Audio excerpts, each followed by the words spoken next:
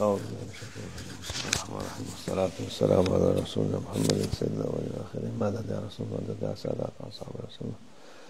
Meded ya meşâhin. Destur Mevla Şabdullah Ferzal Saşa Muhammed al-Hakkâni meded. Tarikatun as-sahaba vel hayru fil cemiyye. İlahiyetin kulubuhum ve esarrun necve. Sadakallahul azim. İnsan kalbi başka yerde olur, düşüncesi başka yerde olur. İnsan gaflette oluyor çoğu zaman. O zamanın da daha fazla gaflet, fazla daha çok eski insanların zamanında böyle oyalayacak şeyler çok fazla yoktu. Herkes işine gücüne bakar. Okuyacak okur, okumayacak çalışır. Şimdi hepsini bir tek Allah Azze ve Celle yarattığı insanları, bu insanlar kendi kafalarına göre tek tip yapmak isterler. Kalıba koymak isterler. Koyuyorlar kalıba. Ondan sonra kalıp işe yaramıyor. Bu defa bu kadar insan ne olacak? Hiç işte o kalıba girmeyenleri de kalıba sokmak isterler. Hiçbirinde hayır çıkmasın diye. Bu eski insanlar şimdi diyor, şimdi zeka da kalmadı, akıl da kalmadı. Onlar hepsini aletlere devrettiler. Yapay zeka diyor. O bizim işimizi o görecek. Biz oyun, eğlence yapalım yeter. Keyfimize bakalım. Başka şey istemez. Nasıl olsa aletler bizim yerimize bakar. Aklımızı da artık kullanmaya gerek yok. O makine bakıyor, eline vermişler çoluk çocuğun, büyüğün, küçüğün bu zımpırtıyı, ondan oyalanıp bütün vakit başka şeye bakmıyor.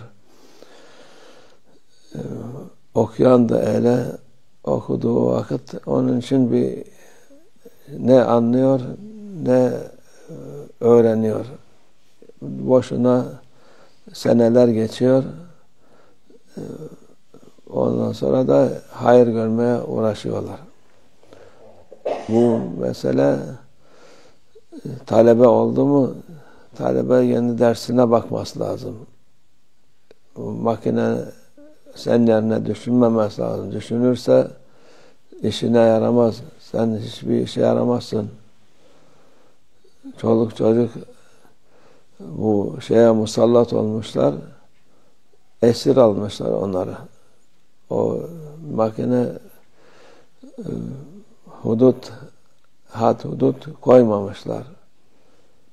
Had hudut, her şeye sınırı var, hududu var.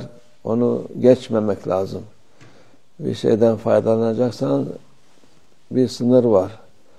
Bütün vakit o sınırı geçersen sen o şeye mahkum olursun. Ya nefsine mahkum olursun ya alet edavata mahkum olursun. Onun için dikkat etmek lazım. Eski insanlar çok değişik bir insanlardı. Talebe giderdi okumaya, gittiği yerden ailesinden uzak. Şimdiki gibi değil, dakikada bir annesi arar, yok dakikada bir kardeşi, arkadaşı, şuyu buyu, ne oldu ne kaldı. O vakit, gittiği vakit araba yok, tayyare yok. Mektup gelene kadar 6 ay ister. En büyük alimlerden biri, evliyadan biri, İmam Gazali Hazretleri diyor, ben okumaya gittim. 6 ay sonra bir mektup geldi ailemden.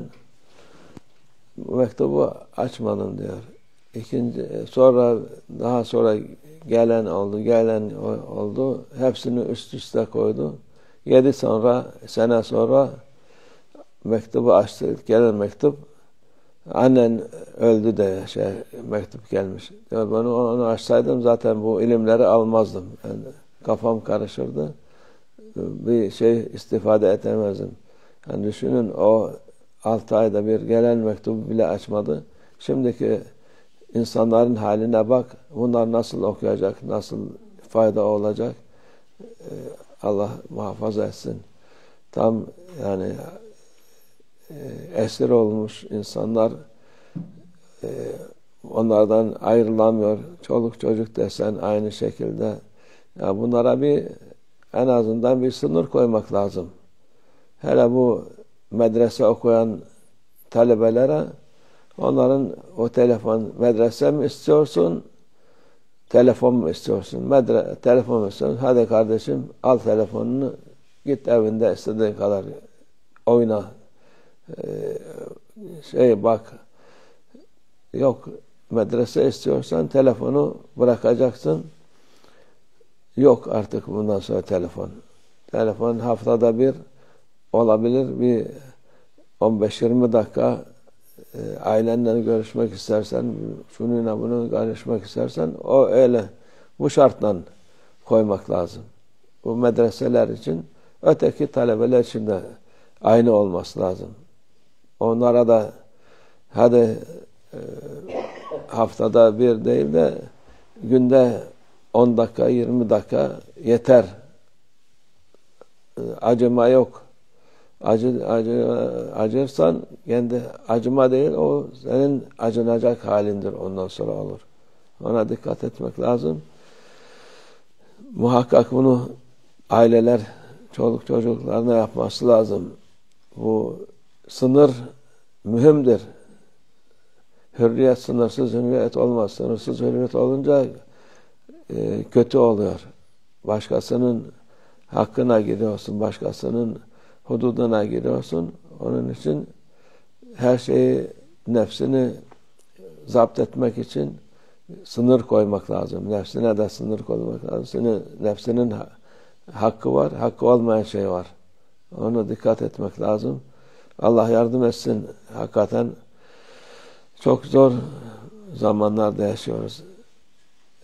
Her taraf tehlike, her taraf kötülük. Hele o ayetlerin içinde de gene bir hayli pislikler çıkıyor. Çoluk çocuğun yüzüne karşısına. İnsanlar eskiden evlenecekleri vakit ancak o şeyleri biliyordu. Şimdi 2 yaşında, 3 yaşındaki çocuklara gösteriyorlar. Allah yardım etsin. Allah muhafaza etsin. Allah sahip göndersin artık inşallah. Amin. Allah tevfik. El Fatiha.